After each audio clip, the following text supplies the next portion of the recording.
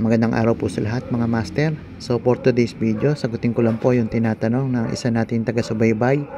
So gaano daw ang itatagal ng isang battery na may 200 Ah with inverter na 300 watts at full load 90% efficiency.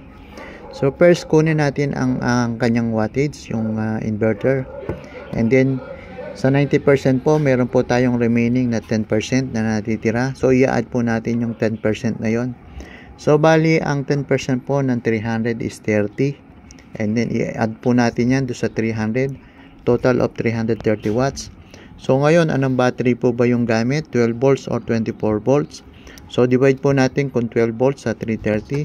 Ang magiging sagot po ay 27.5 amperes. Kung 24 volts naman po, divide po natin yan. Magiging sagot po ay 13.7 amperes. So, ngayon, meron na po tayong amperes. So, ilang AH po yung ating battery? 200. So, i-divide po natin yung 27.5 sa 200. Ang maging sagot po ay 7.2 hours. So, yun po yung time na magagamit natin siya or yung itatagal ng ating battery. Okay? And then, kung sa 24 volts naman po, 14 amperes po. So, 200 divide po natin yung 14 is equal 14 hours po. Kung yun po ay sa 24 volts. Okay? So, yun lang po at maraming salamat. Sana'y nakatulong. Bye-bye.